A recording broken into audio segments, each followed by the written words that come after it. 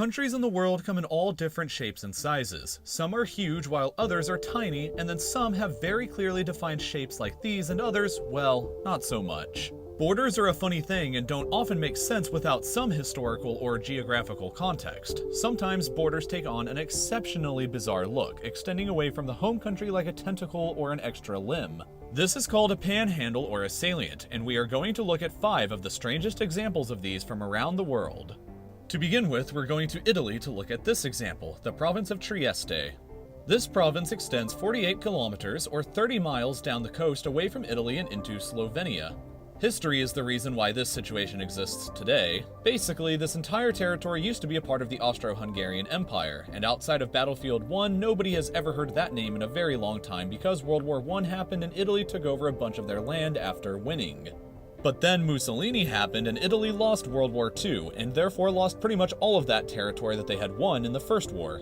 Trieste became an independent city-state under UN protection in 1947, but that only lasted until 1954, when the tiny country's territory was divided between Italy and Yugoslavia. The part that Italy occupied in 1954 remains the border of today, and that is why the border here looks so odd. Next up at number 4, we are going pretty far away to India, which looks mostly normal except for this mess over here in the east. Zooming in a little closer, we can see that this side of India and this side of India is connected by only a very tiny sliver of land known as the Siliguri Corridor. This awkward situation, like every other entry on this list from here on out, came about as a result from colonialism. When India gained independence from the United Kingdom in 1947, the British decided to partition India between a Hindu part and a Muslim part. Pakistan became the Muslim part and at the time consisted of West Pakistan here and East Pakistan here. Pakistan was separated by all of India from her 2 halves, and the northeast of India was only connected by the Siliguri Corridor. At one point, the corridor is not even 27 kilometers or 17 miles wide. The Indian state of Sikkim extends north of the corridor and separates Nepal from Bhutan, and they connect to the 7 other Indian states in the east, with a population of almost 45 million people between them. So, 45 million Indians are connected to the rest of their country by a corridor that at one point is only 27 kilometers long. We're going to move slightly up north to Afghanistan for our next example. Much like how an appendix serves no clear purpose to humans any longer, the Wakhan corridor in Afghanistan seems like it makes no sense. It is a part of Afghanistan that stretches out for a very long 350 kilometers or 220 miles away from the rest of the country. In width, the corridor varies from between just 13 kilometers to 65 kilometers, or 8 to 40 miles. The corridor means that Afghanistan shares a tiny land border with China and completely separates Tajikistan from Pakistan. It doesn't make much sense now, but pushing the clock back over a century explains why it exists today.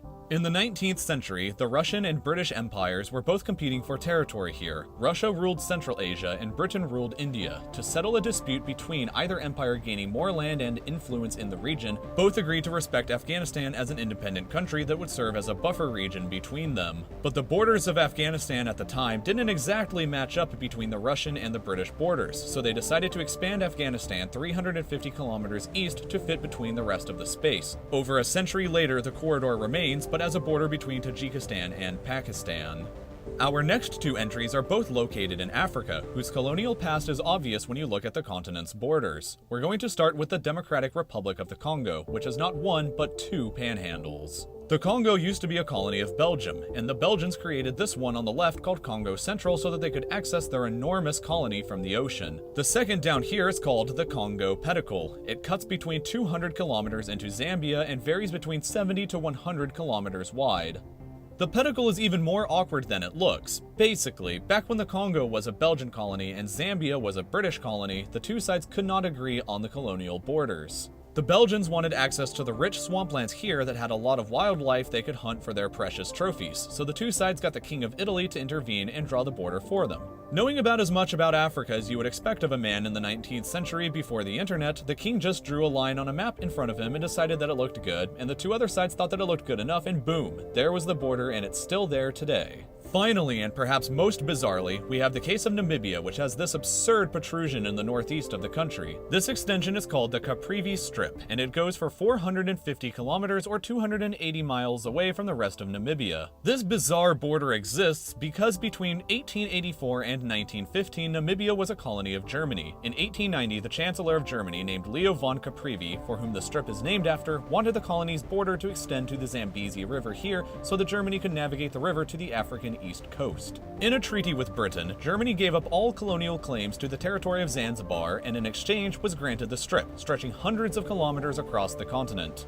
It makes less sense when you look at an actual ethnic map of Africa, which roughly looks like this. As you can see, the strip covers numerous ethnic and linguistic groups that were not taken into any consideration prior to the decision. Today, the existence of the strip means that Botswana is almost entirely blocked off from bordering Zambia, other than a very tiny opening on the Zambezi River here, and Namibia almost borders Zimbabwe just 200 meters down the same river. There are a lot of other strange borders in the world to be covered, but that's all for now.